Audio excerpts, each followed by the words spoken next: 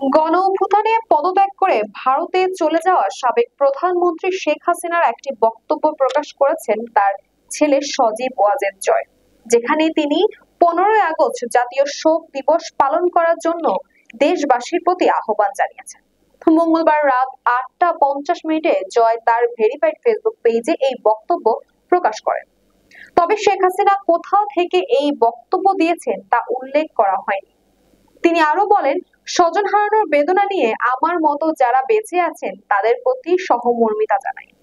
আমি এই হত্যাকাণ্ড ও নাশকতার সঙ্গে জড়িতদের যথাযথ তদন্ত সাপেক্ষে দোষীদের চিহ্নিত করে উপযুক্ত শাস্তিমূলক ব্যবস্থার দাবি জানাচ্ছি।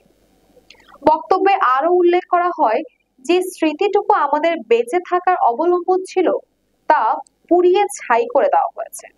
চরম অবমাননা করা হয়েছে জাতির পিতা বঙ্গবন্ধু শেখ মুজিবুর রহমানের প্রতি, যার নেতৃত্বে আমরা স্বাধীন জাতি হিসাবে আত্মমর্যাদা পেয়েছি, আত্মপরিচয় পেয়েছি, স্বাধীন দেশ পেয়েছি। লাখো শহীদের রক্তের প্রতি অবমাননা করেছে। আমি দেশবাসীর কাছে এর বিচার চাই। আপনাদের কাছে আবেদন জানাই, যথাযথ মর্যাদার সঙ্গে ভাব গম্ভীর পরিবেশ জাতীয় শোক দিবস 15ই আগস্ট পালন করুন। বঙ্গবন্ধু ভবনে পুষ্পমাল্য অর্পণ ও দোয়া মোনাজাত করে সকল আত্মার মাগফিরাত কামনা করুন।